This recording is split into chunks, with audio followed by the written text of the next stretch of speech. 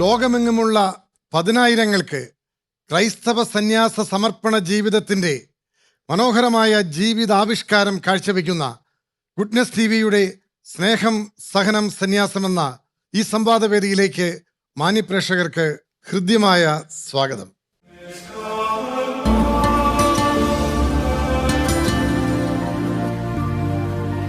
കയ്പമ്പിളാക്കലച്ചൻ എന്ന പുണ്യശ്ലോകനായ വൈദിക ശ്രേഷ്ഠനിലൂടെ ആരംഭം കുറിച്ച് ഇന്ന് കേരളത്തിലും ഭാരതത്തിലും ലോകം മുഴുവനിലും ക്രിസ്തു സ്നേഹത്തിന്റെ കാരുണ്യഗാഥ രചിക്കുന്ന സ്നേഹഗിരി സിസ്റ്റേഴ്സിനെ പ്രതിനിധീകരിച്ചുകൊണ്ട് ഇന്ന് ഗുഡ്നസ് ടിവിയുടെ സ്നേഹം സഹനം സന്യാസം എന്ന മനോഹരമായ ഈ സന്യാസ ജീവിത അവതരണ വേദിയെ ധന്യമാക്കുവാൻ കടന്നു വരുന്നത് സിസ്റ്റർ സിൻസി SMS.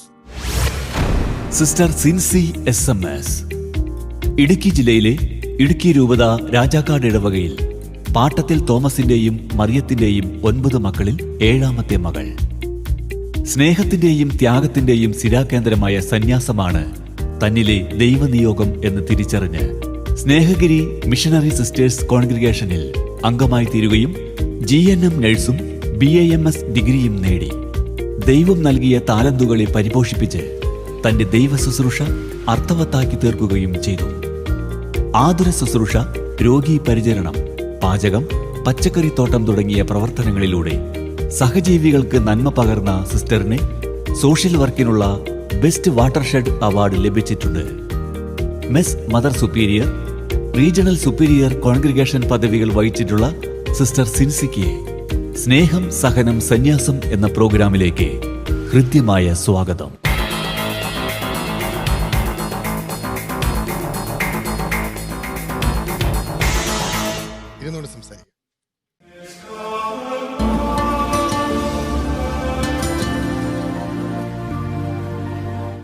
പ്രിയപ്പെട്ട സിസ്റ്റർ സിൻസി, സഭയുടെ ഉത്ഭവത്തെപ്പറ്റി, കാരിസത്തെപ്പറ്റി, വളർച്ചയെപ്പറ്റി നമ്മുടെ ഗുഡ്നസ് TV പ്രേക്ഷകരുമായിട്ടൊന്ന് പങ്കുവയ്ക്കാം.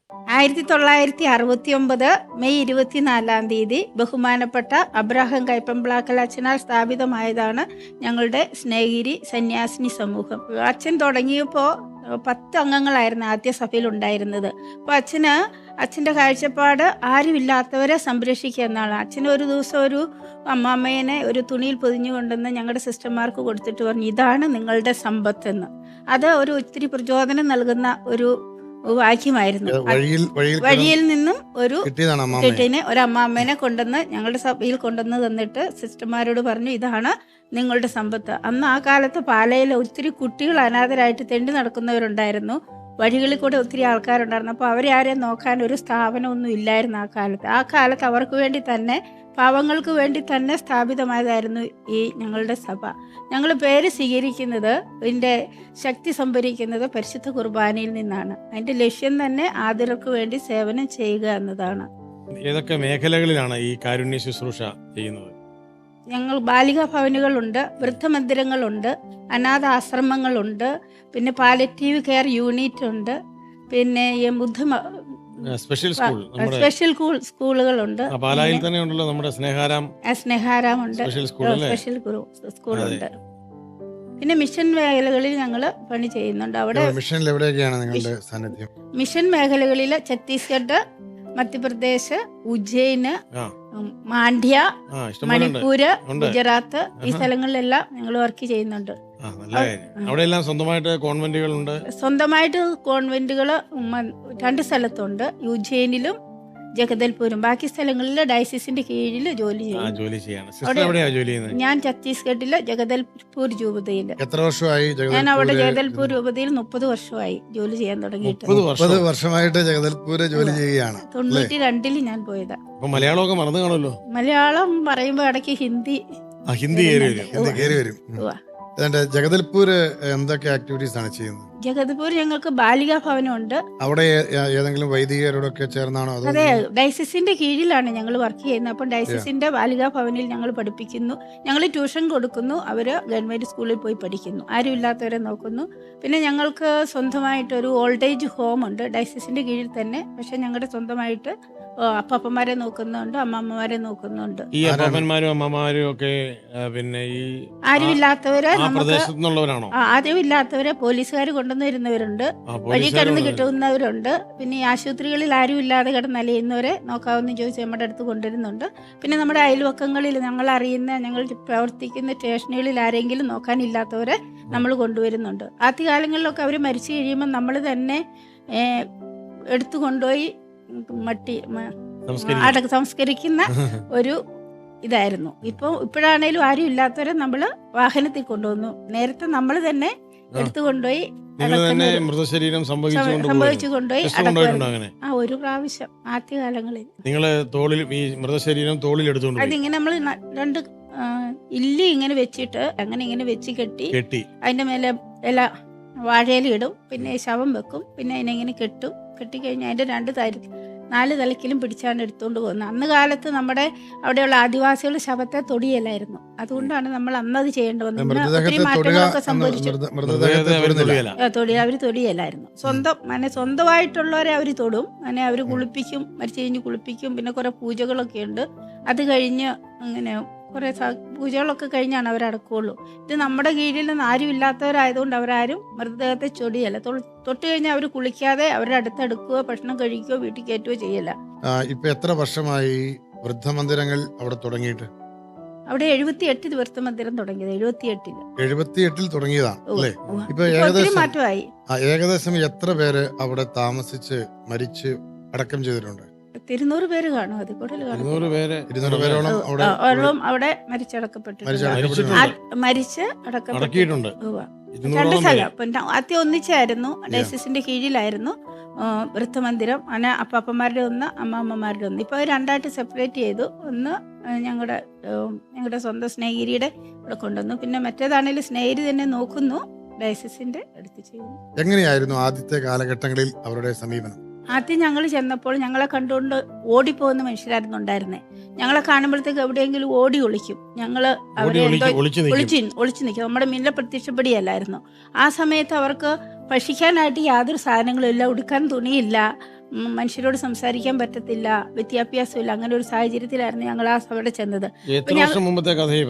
ഞാൻ ഒരു 10-20 വർഷത്തെ ജഗദൽപൂര കഥയാ പറയുന്നത്. ഇപ്പോഴും നമ്മൾ നോക്കുവാണെങ്കിൽ ആദ്യമായി കടന്നു ചെല്ലുന്ന വില്ലേജിൽ, അപ്പം ഞാൻ താമസിച്ചുകൊണ്ടിരിക്കുന്നിടത്തു നിന്ന് ഒരു 60 കിലോമീറ്റർ അകത്തോട്ട് പോകുവാണെങ്കിൽ ഇപ്പോഴും ഇതുപോലെയുള്ള ആൾക്കാരെ കണ്ടുമുട്ടാനായിട്ട് സാധിക്കും. എങ്ങനെ ഈ നമ്മളെ കാണുമ്പോൾ പേടിച്ചോടുന്നേ, മനുഷ്യരെ കാണുമ്പോൾ പേടിച്ചോടുന്നു. മനുഷ്യരെ എന്നതിനേക്കാൾ ഇങ്ങനെ വേറൊരു അറ്റയറിൽ വരികയാണ്. അവർക്ക് ഇതൊന്നും ആവശ്യമുള്ള കാര്യമില്ലല്ലോ. അപ്പൊ അവരുടെ ഒരു ശൈലിക്ക് അപ്പുറത്തേക്ക് പുതിയൊരു ആളുകൾ അവിടെ വരുമ്പോൾ അവർക്ക് ആ ഒരു അപരിചിതത്വം പിന്നീട് അവർ പരിചിതരാകുന്നു. ഞങ്ങൾ ചെന്ന സമയത്ത് അവിടെ ഇങ്ങനെ ആശുപത്രികളില്ല, മരുന്നുകളില്ല, കൃഷി ചെയ്യുന്നില്ല. മഴ പെയ്യുമ്പം ഒന്ന് കൃഷി ചെയ്യുന്നത് മാത്രമേ ഉണ്ടായിരുന്നുള്ളൂ. അപ്പോൾ അതെല്ലാം മൊത്തം മാറ്റാനായിട്ട് നമുക്ക് സാധിച്ചു. അന്ന് ചെന്നപ്പോൾ ഒന്നുമില്ലാത്ത സ്ഥലത്ത് ഇന്ന് നമ്മുടെ കേരളം പോലെയെല്ലാം ആക്കി തീർക്കാനായിട്ട് നമുക്ക് സാധിച്ചു. 20 വർഷം കൊണ്ട് 20 ഏകദേശം 50 വർഷമൊക്കെ ആയി കാണും. ഞാൻ ചെന്നിട്ട് 30 വർഷമായി. ഞങ്ങൾ ചെല്ലുന്നതിന് മുമ്പ് കുറച്ച് 50 വർഷത്തെ ജൂബിലി ഞങ്ങൾ ആഘോഷിച്ചു കഴിഞ്ഞു. ജയദർപൂർ ഡയസിന്റെ കഴിഞ്ഞു. അപ്പൊ അതിനു മുമ്പ് ഇതിലപ്പുറമായിരുന്നു. വീട്, കുടുംബം, സന്യാസ സഭയിലേക്ക് വരാനുണ്ടായ സാഹചര്യം തുടങ്ങിയ കാര്യങ്ങളൊന്ന് ദൈവവിളി. ഞാൻ ഇടുക്കി ജില്ലയിൽ, ഇടുക്കി രൂപതയിൽ രാജാക്കാട് പഞ്ചായത്തിൽ ആനപ്പറക്കരയിലെ പാട്ടത്തിൽ കുടുംബത്തിൽ ഔസേപ്പിന്റെയും മറിയത്തിന്റെയും 7ാമത്തെ പുത്രിയായിട്ടാണ് ജനിച്ചത്. 7ാമത്തെ പുത്രിയാണ്. 7ാമത്തെ പുത്രി. അതിനുശേഷം എന്റെ വീട്ടില് എനിക്ക് 4 സഹോദരിമാരും 4 സഹോദരന്മാരും ഉള്ളത്. ഇപ്പോൾ എന്റെ അപ്പനും അമ്മയും എന്റെ 2 സഹോദരന്മാരും ദൈവത്തിന് മുമ്പിലിരുന്ന് എനിക്ക് വേണ്ടി പ്രാർത്ഥിക്കുന്നുണ്ടെന്ന് ഞാൻ വിശ്വസിക്കുന്നു. അവരെല്ലാം മൂത്തവരായിരുന്നു. അല്ല, എന്റെ ഇളയതൊന്നും മൂത്ത സഹോദരൻ മരിച്ചുപോയി, അപ്പനും അമ്മയും മരിച്ചുപോയി. എത്ര വർഷമായി അപ്പനും അമ്മയൊക്കെ? അപ്പനും അമ്മയും മരിച്ചിട്ട് 2000 മരിച്ചതാ. പ്രായമായി മരിച്ചതാണ്. ചേട്ടൻ ഞങ്ങളെ ഒരാൾക്ക് അറ്റാക്ക് ആയിരുന്നു, ഒരാളുടെ ആക്സിഡന്റ് ആയിരുന്നു. ബാക്കിയുള്ളവരൊക്കെ സന്തോഷമായിട്ട് എല്ലാരും പല സ്ഥലങ്ങളിലായിരിക്കും. ഓക്കെ, എല്ലാരും സിസ്റ്ററിന്റെ ഈ ഒരു സന്യാസ തുടക്കം എങ്ങനെയാണ്, ആരാണ് പ്രചോദിപ്പിച്ചത് ശരിക്കും? അത് ഞാൻ 6ാം ക്ലാസ്സിൽ പഠിച്ചുകൊണ്ടിരുന്നപ്പോൾ എല്ലാവരും ചോറും പൊതിയായിട്ട് പോയി കണ്ടത്തിമ്പറമ്പയിലിരുന്ന ഭക്ഷണം കഴിച്ചുകൊണ്ടിരുന്നത്. അന്ന് നമ്മുടെ സ്കൂളിൽ വെള്ളമൊന്നും ഇല്ലായിരുന്നു, ഹൈ റേഞ്ച് ആയതുകൊണ്ട് ഞാൻ ഓർക്കാറുണ്ട്. ഇപ്പം അവിടെ പോയി പ്രാർത്ഥിക്കുമ്പോൾ അതുപോലെ ആയിരുന്നല്ലോ എൻ്റെ വീട് എന്ന് ഞാൻ ഓർക്കാറുണ്ട്. അപ്പം കണ്ടത്തിമ്പറമ്പേ ചോറിനാൻ പോയപ്പം എല്ലാ പിള്ളേരും പോകുമ്പോൾ ഇങ്ങനെ റോഡ് ക്രോസ് ചെയ്ത് പോകണം. അപ്പോൾ അവിടെ ഒരു അമ്മാമ്മ ഇരുന്ന്, പാവം ഒന്നുമില്ലാതെ, കായില്ലാത്ത, ഒരു കൈയില്ല, കാലും നടക്കാൻ മേലാത്ത ഒരു അമ്മാമ്മ ഇരുന്ന് എന്നേലും തിന്നാൻ തരണേന്ന് ചോദിച്ചപ്പോൾ ആരും കൊടുത്തില്ല. അപ്പോൾ എനിക്ക് തന്നു വിട്ട് എൻ്റെ ചോറുമ്പതി ഉണ്ടായിരുന്നു. ഞാൻ ആ ചോറുമ്പതി അമ്മാമ്മയ്ക്ക് കൊടുത്തു. 6ാം ക്ലാസ്സിൽ പഠിക്കും. ആ ചോറുമ്പതി മൊത്തം അമ്മാമ്മ കഴിച്ചിട്ട് അതിൻ്റെ ഒരു സാരി കഷ്ണത്തിൽ ഇങ്ങനെ തൂത്തിട്ട് എന്നെ അനുഗ്രഹിച്ചു. മോളെ, നിനക്ക് അനുഗ്രഹം ഉണ്ടാകും, ദൈവം നിന്നെ അനുഗ്രഹിക്കുന്നു. ആ ഒരു പോയിന്റ് തന്നെ ഈ പാവങ്ങളെ സഹായിക്കാനുള്ള ഒരു പ്രേരണയിലേക്ക് കൊണ്ടുപോയതായിട്ട് ഞാൻ പിന്നീട് ചോറുമ്പതി കഴിക്കുന്നതും വരെ അവിടെ നിന്നു. അത് തീരുവോളം നേരം ഞാൻ നിന്നു. അത് ആർത്തിയോടെ വാരി കഴിക്കുന്നത്. എനിക്ക് വിശക്കുന്നുണ്ടായിരുന്നു, എന്നാലും അമ്മാമ്മ കഴിക്കട്ടെ, ഞാൻ രാവിലെ കഴിച്ചതല്ലേ എന്നുള്ളൊരു ചിന്ത എനിക്കുണ്ടായിരുന്നു. പിന്നെ ഞാൻ വീട്ടിലായിരുന്നപ്പോൾ എനിക്ക് എല്ലാവരെയും സഹായിക്കുന്ന ഒരു മെന്റാലിറ്റി ഉണ്ട്. അതിലുപരിയായി എൻ്റെ 3 ചേച്ചിമാരാണ്. അപ്പൻ്റെ പെങ്ങളുടെ 3 മക്കള് ഞങ്ങളുടെ സ്നേഹിരി തന്നെയുണ്ട്. അവരെല്ലാവരും ഒരു പ്രാവശ്യം ഞങ്ങളെ കാണാൻ വന്നു. അന്ന് ഞാൻ കൊച്ചല്ലായിരുന്നു. 3 സഹോദരിമാര്, ആന്റിമാര് ഉണ്ട്. ഒന്ന് ചെന്നാളമ്മ സിസ്റ്റർ പിയൂഷ, എന്റെ ആന്റി. പിന്നെ സിസ്റ്റർ പുഷ്പ, അത് ആദ്യവാച്ചിലെ സിസ്റ്റർ പുഷ്പ. പിന്നെ ഉജ്ജയിൻ മലബാർ പ്രൊവിൻസിന്റെ അസിസ്റ്റന്റ് പ്രൊവിൻഷ്യല് സിസ്റ്റർ ടോംസി. അവർ 3 പേരും എൻ്റെ ആന്റിമാരാണ്. എപ്പോഴും എനിക്ക് താങ്ങും തണലും തന്ന് എന്നെ മുന്നോട്ട് നയിക്കാൻ വേണ്ടി അവർ ഒത്തിരി പ്രയത്നിച്ചിട്ടുണ്ട്. അതെനിക്ക് വലിയൊരു കരുത്തുമായിരുന്നു. അപ്പോൾ ഈ സഹായ മനോഭാവത്തോടെ ഇവർ വന്ന് ഇവരുടെയൊക്കെ കേട്ട് കഴിഞ്ഞപ്പോൾ, എന്നാ ചെയ്യുന്നതെന്നൊക്കെ കേട്ട് കഴിഞ്ഞപ്പം ഈ പാവങ്ങളെ സഹായിക്കുക എന്നുള്ളത് അവരിൽ നിന്ന് ഞാൻ കേട്ടു. അപ്പോൾ എനിക്ക് ഈ സ്നേഹിരിയിലേക്ക് വരാനുള്ളൊരു പ്രചോദനം ഉണ്ടായി. അങ്ങനെ ഞാൻ 1985 സ്നേഹിരിയിൽ വന്നു. സ്നേഹിരി വന്നു, ഉടുപ്പെല്ലാം ഇട്ട് കഴിഞ്ഞു. ആദ്യത്തെ വർഷം തന്നെ, ഒരു വർഷത്തേന് എന്നെ പ്രൊക്രേറ്ററായിട്ട് സ്നേഹാലയത്തിൽ 120ഓളം ആൾക്കാരുണ്ടായിരുന്നു. ആദ്യ വർഷം തന്നെ വലിയൊരു വന്നാൽ മതി. ഇനി സ്നേഹാലയത്തിൽ ഒരു വർഷം ഞാൻ ജോലി ചെയ്തു. അത് കഴിഞ്ഞ് പിന്നെ അപ്പം 92 ഞാൻ മിഷന് പോയി. ഛത്തീസ്ഗഡിൽ ചെന്ന്, ഛത്തീസ്ഗഡിൽ ആദ്യം ഒരു വർഷം അവിടെ ഭാഷ പഠിക്കാനും, പിന്നെ പ്ലസ് ടു 2 വർഷം കൂടി ഇന്റർമീഡിയറ്റ് എഴുതിയെടുത്തിട്ട് പിന്നെ നഴ്സിംഗ് പഠിക്കാൻ പോയി. രാജസ്ഥാനിൽ സെൻറ്റ് ഫ്രാൻസിസ് ഹോസ്പിറ്റലിൽ നഴ്സിംഗ് പഠിച്ചു. നഴ്സിംഗ് പിന്നെ ഒരു വർഷം ബോംബെയിൽ ബോണ്ട് ചെയ്യാൻ പോയി. അപ്പോൾ അവിടെ ആ നഴ്സിംഗ് പഠിച്ചുകൊണ്ടിരുന്നിടത്ത് നല്ല തകർപ്പനായിട്ട് ചെയ്യാൻ പറ്റും. കാരണം എപ്പോഴും എല്ലാവരും സഹായിക്കുന്ന ഒരു മനോഭാവം ഉള്ളതുകൊണ്ട് സ്വന്തം സമയമൊന്നും നോക്കിയല്ല എല്ലാവരും സഹായിച്ച് നടക്കും. അപ്പോൾ അന്ന് ആ സിസ്റ്റേഴ്സ് പറഞ്ഞൊരു വാക്ക് പിന്നെ എന്നെ പ്രചോദിപ്പിച്ചു, ആർക്കും എന്തും ചെയ്തു കൊടുക്കുക. എന്ന് വെച്ചാൽ ഷീസ് എ ജൂബിലറി ഇൻ അവർ ഹോസ്പിറ്റലിൽ നിന്ന് 2000 ആൾക്കാരുടെ മുന്നിൽ ഇത് അനൗൺസ് ചെയ്ത് വന്നപ്പോൾ ഞാൻ എന്ത് ചെയ്തെന്ന് എനിക്ക് കാണാനായിട്ട് പറ്റില്ല. അവർ കണ്ട ഒരു കാരണം, ഇച്ചിരി വെള്ളം അവിടെ കിടന്നത് ആരും പറയാതെ ഒരു ചാക്കെടുത്ത് കൊണ്ട് തുടച്ചു. അതാണ് ഇത് പറയാനുള്ള കാരണം. അത് ഞങ്ങൾ പഠിച്ചു കഴിഞ്ഞ് ഞങ്ങൾ തിരിച്ചു 2000 തിരിച്ചെത്തുന്നത്.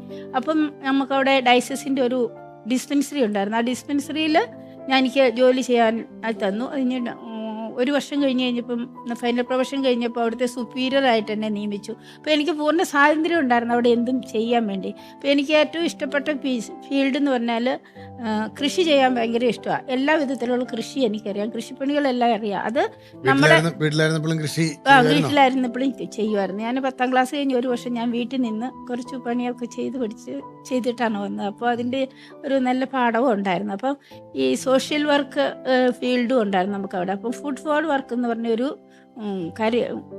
CRSൻ്റെ ഒക്കെ പ്രോഗ്രാം ഉണ്ടായിരുന്നു. അപ്പോൾ നമുക്ക് ഭക്ഷണം കിട്ടും, അങ്ങനെ ദല്യായി എണ്ണം കിട്ടും. അത് കൊടുത്ത് മനുഷ്യരെ നമുക്ക് അവരുടെ പറമ്പിൽ തന്നെ പണിയിപ്പിക്കാൻ പറ്റും. അപ്പോൾ ചുമ്മാ കിടന്ന സ്ഥലങ്ങളെല്ലാം ഞാൻ അവരെ കൊണ്ട് കൃഷി യോഗ്യമായിട്ട് ചെയ്യിപ്പിച്ചു. അവരുടെ സ്വന്തം പറമ്പിൽ അവർ പണിയെടുക്കാതെ കിടക്കില്ല. അവരെപ്പോഴും കാട്ടിൽ പോകുക, എന്തെങ്കിലും കിട്ടുക, അത് ഭക്ഷിക്കുക, ജീവിക്കുക, അതാണ് അവരുടെ ജോലി. ഒരു പ്രാവശ്യം മഴ പെയ്യുമ്പോൾ ഇച്ചിരി നെല്ല് വിതയ്ക്കും, കിട്ടുന്ന എടുക്കും, അത് കഴിക്കും. പറമ്പ് ഇഷ്ടം പോലെ ഉണ്ട്.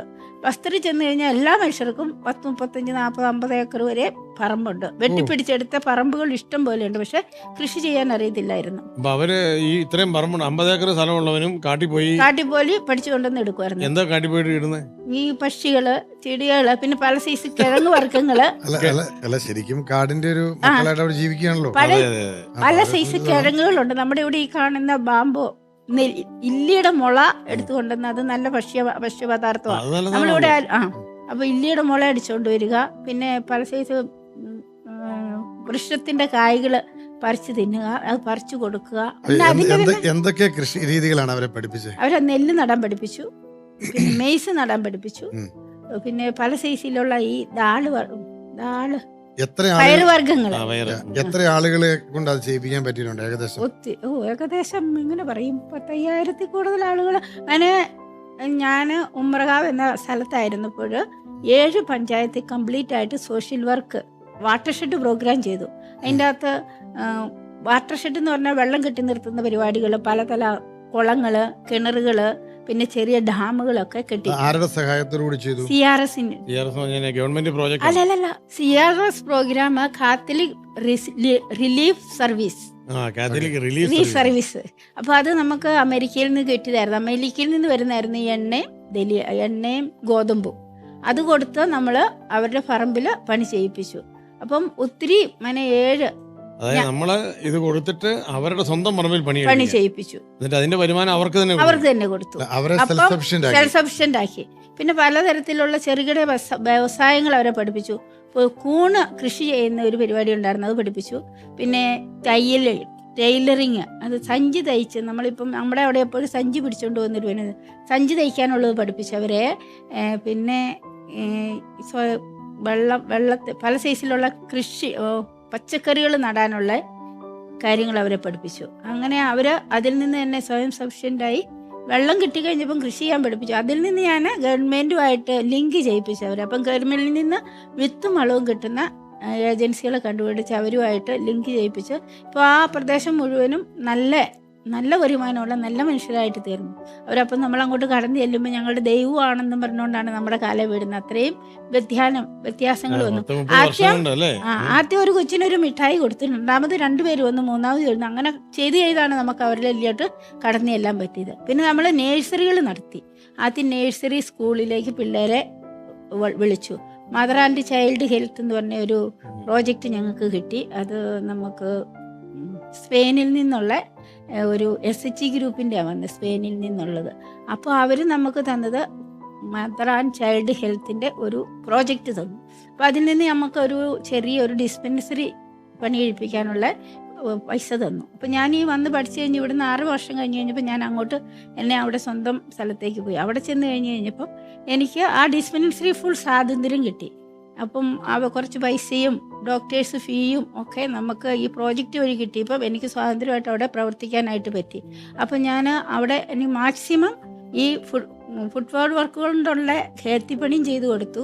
മദർ ആൻഡ് ചൈൽഡ് ഹെൽത്തിൽ അവരുടെ ആരോഗ്യം വീണ്ടെടുക്കാനായിട്ടും എനിക്ക് സാധിച്ചു. അപ്പോൾ ഈ സഞ്ചി തയ്ക്കുന്ന ആ പ്രോഗ്രാമിൽ എല്ലാവരെയും ഒരു വിധത്തിൽ അങ്ങനെ, പിന്നെ ഫാമേഴ്സ് ഗ്രൂപ്പ് ഉണ്ടാക്കി. അന്നേരം അങ്ങനെ അതൊരു സൊസൈറ്റി പോലെ വളർന്നു വന്നു.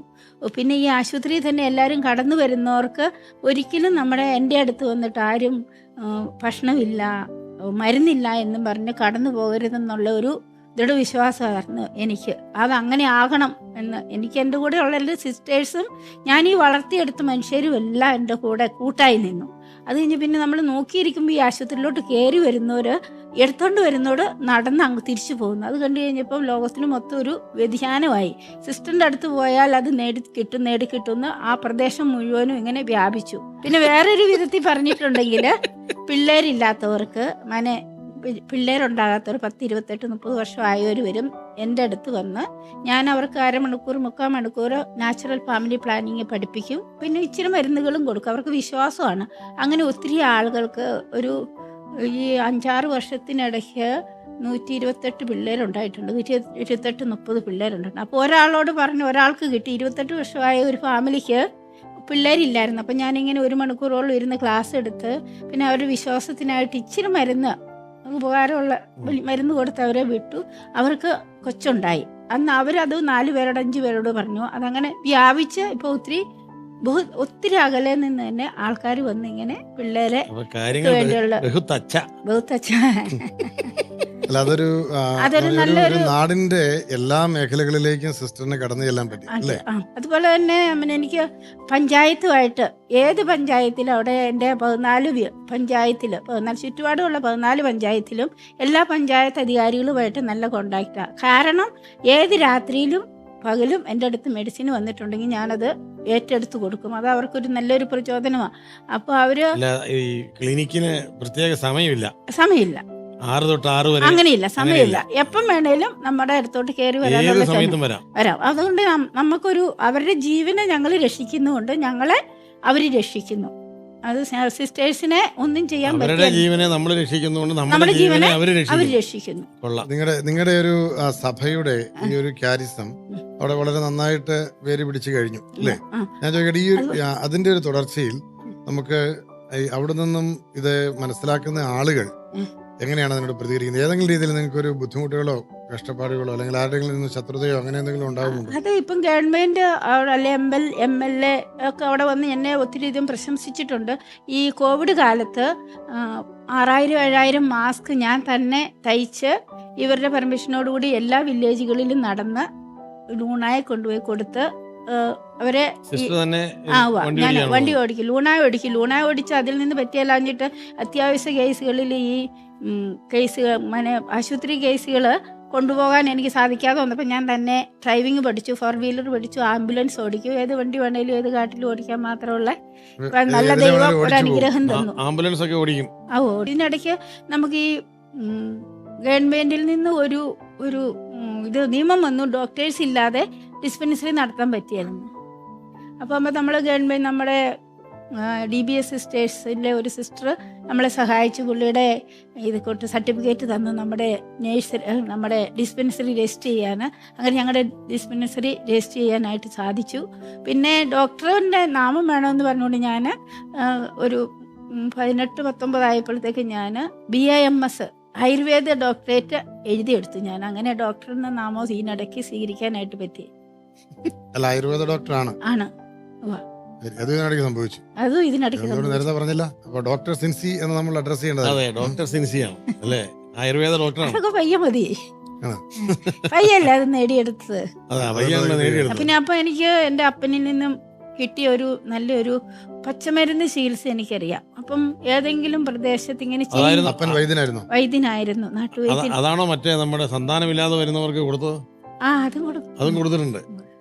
പിന്നെ അതെന്നാന്ന് ചോദിച്ചാൽ ചീഞ്ഞഴിഞ്ഞ് ആശുപത്രികളിൽ ഉപേക്ഷിക്കപ്പെട്ടവരെ എൻ്റെ അടുത്ത് കൊണ്ടുവന്ന് കഴിയുമ്പോൾ ഞാൻ അതിനെ അവിടെ കിടത്തി ഈ പല തരത്തിലുള്ള മരുന്നുകളൊക്കെ ചെയ്ത് അതിനെ പച്ചമരുന്ന് കെട്ടി സുഖമാക്കാറുണ്ട്. ഒടിഞ്ഞു വരുന്നവരെ വലിച്ചിടാനും കൂട്ടി യോജിപ്പിക്കാനും ഇങ്ങനെ കമ്പ് വെട്ടി കെട്ടാനും അങ്ങനത്തെ ഒക്കെ പരിപാടികളൊക്കെ ഞാൻ ചെയ്യും. അതൊക്കെ പെട്ടെന്ന് സുഖപ്പെടുന്നുണ്ട്. അതൊരു വലിയൊരു അത്ഭുതം പോലെ എനിക്ക് അതൊക്കെ അനുഭവപ്പെട്ടിട്ടുണ്ട്. ഈ ഡെലിവറി മദർ ആൻഡ് ചൈൽഡിലാണ് എനിക്ക് ഏറ്റവും ഇഷ്ടപ്പെട്ട ഫീൽഡ്. ഈ ഒരു 10 വർഷത്തിനിടയ്ക്ക് ഞാൻ 1800ഓളം ഡെലിവറികൾ എടുത്തിട്ടുണ്ട്. 1800. അതിന് മുമ്പ് എല്ലാം കൂടെ കൂട്ടിയ 3000 അടുത്ത് ഡെലിവറി കണ്ടക്ട് ചെയ്യാൻ ചെയ്തിട്ടുണ്ട്. ഞങ്ങൾ ആ ചെന്ന ഡിസ്പെൻസറി തുടങ്ങിയ അവസരത്തിൽ കൊട്ടയ്ക്കകത്ത് പേഷ്യൻ്റ് എടുത്തുകൊണ്ട് വരുമായിരുന്നു. 4 കമ്പി കെട്ടി ഈ പണ്ട് പറയുന്ന പോലെ ഈ കട്ടിലേൽ എടുത്തുകൊണ്ട് വരുമായിരുന്നു. അപ്പോൾ ഇതൊക്കെ വന്നു കഴിഞ്ഞപ്പോൾ എനിക്ക് നിർവാഹമില്ലല്ലോ എന്താണെന്ന് ഓർത്ത് കഴിഞ്ഞപ്പം ഞാൻ ഈ മാനവ് സുനിദാസ് എന്ന് പറഞ്ഞ ആ ഏജൻസിക്ക് എഴുതി എനിക്ക് ആംബുലൻസ് കിട്ടിയത്. അത്രയും നാൾ ഇവർ ചുമന്നുകൊണ്ട് വരുമായിരുന്നു, ഹോട്ടലിൽ ഇങ്ങനെ ചുമന്നുകൊണ്ടുവരുമായിരുന്നു. ഈ ഡോക്ടർ തന്നെ ആംബുലൻസ് ഓടിച്ച് പോയി പേഷ്യൻസിനെ എടുത്തോണ്ട് വരും. എടുത്തോണ്ട് അത്യാവശ്യ സ്ഥലത്ത് ഈ ഡെലിവറി വേദന കിടക്കുക, ദയവ് ചെയ്ത് മടുത്തു വരാവോ സിസ്റ്റർ എന്ന് ചോദിച്ചു വരുമ്പോൾ ഞാൻ പോകും, കൊണ്ടുവരും. പറ്റിയല്ലെങ്കിൽ ഞാൻ അവിടുന്ന് മെഡിക്കൽ കോളേജിൽ കൊണ്ടുപോകും. അവിടെ ആ എന്തോ മെഡിക്കൽ കോളേജ് 15 കിലോമീറ്റർ. 15 കിലോമീറ്റർ. പക്ഷെ അവിടെ പോകിയല്ല, ദേവി ചെയ്ത് ഈ കൂടോത്രമൊക്കെ ചെയ്ത് വീട്ടിൽ നിന്ന് ഈ പൂജാരിയുടെ മിന്നലാണ് ഈ ഡെലിവറിക്ക് വേണ്ടി സ്ത്രീയെ കിടത്തുന്നത്. അവിടെ ചെയ്യാതെ പറ്റിയല്ലാതെ വന്നു കഴിയുമ്പോഴാണ് നമുക്ക് നമ്മുടെ അടുത്തോട്ട് കൊണ്ടുവരുന്നത്. ശരിക്കും പറഞ്ഞു കഴിഞ്ഞാൽ ഈ ആദിവാസി ശൈലിയിലുള്ള വിശ്വാസങ്ങളാണ്. അവരെ സംബന്ധിച്ചിടത്തോളം അത് വിശ്വാസമാണ്. അതിനനുസരിച്ച് പൂജാരി പൂജ ചെയ്ത് അനുവാദം കൊടുക്കുമ്പോൾ ഇവര് പ്രസവിക്കും. അനുവാദം കൊടുത്തെങ്കിൽ മാത്രമേ നമ്മുടെ അടുത്ത് കൊണ്ടുവരുവുള്ളൂ. ഇപ്പം നമ്മൾ മലേറിയ വന്ന് മരിക്കാറായെങ്കിലും അത് ദേവി പിടിച്ചാന്നേ പറയുള്ളൂ. മലേറിയ വരുമ്പോൾ ഇങ്ങനെ ഷിവർ ചെയ്താണ് മലേറിയ വരുന്നത്. അപ്പൊ അത് ദേവി പിടിക്കുന്നതെന്ന് അവർ പറയും. ഈ മലേറിയ വരുമ്പോൾ അതിന് അവരുടെ തലയിൽ നീരില്ല, നമ്മുടെ നീരിനെ കൊണ്ടുപോയിടും. അതായത് പിന്നെ വിറ മാറ്റിയിട്ട് നീരിനെ പറിക്കലാണല്ലോ പ്രധാന പരിപാടി. അപ്പോഴേക്കും വിറ മാറിയത് കൊണ്ട് അത് സുഖമായിട്ട് പ്രഖ്യാപിക്കും. അങ്ങനെ ബോധമില്ലാതെ കൊണ്ടുവരുന്ന ആൾക്കാരെയൊക്കെ നമ്മുടെ അടുത്ത് കൊണ്ടുവന്ന് കഴിയുമ്പോൾ എല്ലാം ഉപേക്ഷിച്ച് മെഡിക്കൽ കോളേജ് ഉപേക്ഷിച്ച് കഴിഞ്ഞ് കൊണ്ടുവരുന്ന ആൾക്കാരുണ്ട്. അവർ കൊണ്ടുവന്ന് ഇങ്ങനെ ഇട്ടും മരിച്ചുപോയ സിസ്റ്റർ നിനക്ക് എന്തെങ്കിലും ചെയ്യാനുണ്ടെങ്കിൽ ചെയ്തോ, കേസൊന്നും ആകിയല്ല എന്നും പറഞ്ഞുകൊണ്ട് പഞ്ചായത്തിലെ സർപ്പഞ്ചും പഞ്ചും നമ്മുടെ ഇവിടുത്തെ വാർഡ് മെമ്പറും ആൾക്കാരും കൂടെ വരില്ല. അങ്ങനെ കൊണ്ടുവന്ന് നമുക്ക് തന്നു കഴിയുമ്പോൾ പിന്നെ നമുക്ക് എന്നാ വേണേലും ചെയ്യാം. അവർ എഴുതി തന്നതൊന്നും ചെയ്യില്ല. അങ്ങനെ 4-5 ആൾക്കാർ രക്ഷപ്പെട്ടു. അവർ വിശ്വാസം സ്വീകരിച്ച് നമ്മളോട് മരണത്തിൽ നിന്ന് രക്ഷപ്പെട്ടു. അത് കഴിയുമ്പം നമ്മുടെ ദൈവം അവരുടെ ദൈവമാവുന്നു. അങ്ങനെയാണല്ലേ? അവരുടെ ദൈവം ഉപേക്ഷിച്ചു. അത് കഴിയുമ്പോൾ നമ്മുടെ അടുത്ത് വരും. നമ്മളത് പ്രാർത്ഥിച്ച് പറയുന്ന മരുന്നൊക്കെ കൊടുത്തു കഴിയുമ്പോൾ ദൈവം അത് രക്ഷപ്പെടുത്തുന്നു. അങ്ങനെ ഒത്തിരി കാര്യങ്ങൾ ഇങ്ങനെ മരിച്ചുണ്ടാകുന്ന കൊച്ചുകളെ ആണെങ്കിലും ഊതി ജീവൻ വെച്ച് കഴിയുമ്പോൾ അതൊരു വലിയൊരു അത്ഭുതം പോലെ നമുക്ക് തോന്നും. കൊച്ചുങ്ങള് എല്ലാം ഏറ്റവും അവസാനമെല്ലാം നമ്മുടെ അടുത്ത് കൊണ്ടുവരുന്നത്. അപ്പം ഡെലിവറി കഴിഞ്ഞ് കൊച്ചിങ്ങോട്ട് വരുമ്പോഴത്തെ ഏകദേശം മരിച്ച ശ്വാസം ഇല്ലാതെ ഉണ്ടാകുന്നത്. അപ്പം നമ്മൾ മൗത്ത് റെസ്പിറേഷൻ പറയും, ഊതി കൊടുത്ത് ജീവൻ രക്ഷിക്കും. അങ്ങനെ അതൊക്കെ കഴിഞ്ഞ് കഴിയുമ്പോൾ തന്നെ ഈ മനുഷ്യര് നമ്മളിലേക്ക് വിശ്വസിക്കുകയോ ചെയ്യുന്നത്. അപ്പം ഒത്തിരി അകലെയുള്ള ആൾക്കാരും പറയും ആ സിസ്റ്ററിൻ്റെ അടുത്ത് പൊക്കോ, ആ സിസ്റ്റർ രക്ഷപ്പെടുത്തും. അങ്ങനെ ഒരു രീതിയിലേക്ക് അങ്ങനെ എനിക്കിതെല്ലാം ചെയ്യാനുള്ള ഇത് കിട്ടിയത് എൻ്റെ സിസ്റ്റേഴ്സും എൻ്റെ കൂടെ ഉള്ളവരും എൻ്റെ കൂടെ നിന്നുകൊണ്ട് എനിക്കൊക്കെ ഇത്രയും സ്വാതന്ത്ര്യം കിട്ടി. എൻ്റെ സഭയിൽ നിന്ന് എനിക്ക് ഈ സ്വാതന്ത്ര്യം തന്നുകൊണ്ട് എനിക്ക് ഇത്രയും ചെയ്യാൻ പറ്റിയത്. തീർച്ചയായിട്ടും വളരെ സന്തോഷകരമായ ഒരു അനുഭവമാണ്. നമ്മുടെ പ്രിയപ്പെട്ട ഡോക്ടർ സിസ്റ്റർ സിൻസി SMS ഈ സമർപ്പിതയിലൂടെ ഗുഡ്നസ് ടിവിയുടെ പ്രേക്ഷകർക്ക് മുമ്പിൽ അവതരിപ്പിക്കാൻ ഞങ്ങൾക്ക് സാധിച്ചത്. ഇനിയും ക്രൈസ്തവ സ്നേഹത്തിന്റെ ഒരു പ്രവാചകയായി ജഗദൽപൂരിൽ ഈ അമ്മ ഇനിയും ഇങ്ങനെ നടന്നു നീങ്ങട്ടെ. സ്നേഹഗിരി സിസ്റ്റേഴ്സിന്റെ കാരുണ്യ പ്രവൃത്തികൾ എല്ലാ ഇടങ്ങളിലും ക്രിസ്തു സ്നേഹത്തിന്റെ മഹാഗിരികളായി ഉയരട്ടെ എന്ന് പ്രാർത്ഥിച്ചുകൊണ്ട് ഇനിയും മറ്റൊരു ക്രൈസ്തവ ജീവിത സാക്ഷ്യത്തിന്റെ മധുരമൂറുന്ന അനുഭവങ്ങൾ പങ്കുവയ്ക്കാൻ നമുക്ക് വീണ്ടും കാണാം. നന്ദി, നമസ്കാരം. ഡോക്ടർ കീമോതെറപ്പി എടുക്കണം എന്ന് പറഞ്ഞപ്പോൾ എന്നോട് പറഞ്ഞ ഒരു സൈഡ് എഫക്റ്റ് എന്ന് പറയുന്നത് മുടി കൊഴിയും പക്ഷെ വരും. ഇത് മാത്രമേ എന്നോട് പറഞ്ഞിരുന്നുള്ളൂ. പക്ഷെ ഈ റിപ്പോർട്ട് വന്നപ്പോൾ എന്നെ ഞെട്ടിച്ചു. ചില കേസിൽ ഈ കീമോതെറപ്പി എന്ന മെഡിസിനിലൂടെ ഇത് വരുന്നുണ്ട് എന്നുള്ളത്. അലോപ്പതി ശാസ്ത്രത്തിൻ്റെ പിതാവ് പറഞ്ഞത് ഭക്ഷണമായിരിക്കട്ടെ നിങ്ങളുടെ ഔഷധം, ഭക്ഷണമായിട്ട് കഴിക്കാൻ സാധിക്കാത്തതൊന്നും ഔഷധമാകരുതേന്ന് പറഞ്ഞിട്ടുണ്ട്. എനിക്ക് നല്ല ഇമ്മ്യൂണിറ്റി പവർ ഇപ്പോൾ ഉണ്ട്. എൻ്റെ പ്രധാന തൊഴിലിപ്പോൾ എന്ന് പറഞ്ഞാൽ കൃഷിയും പ്രകൃതി ചികിത്സയുമാണ്. കാരണം ശുദ്ധമായ ഭക്ഷണം ഉൽപ്പാദിപ്പിക്കണമെങ്കിൽ കൃഷി ചെയ്യാതെ പറ്റത്തില്ല എന്നുള്ളൊരു തിരിച്ചറിവ് വന്നു.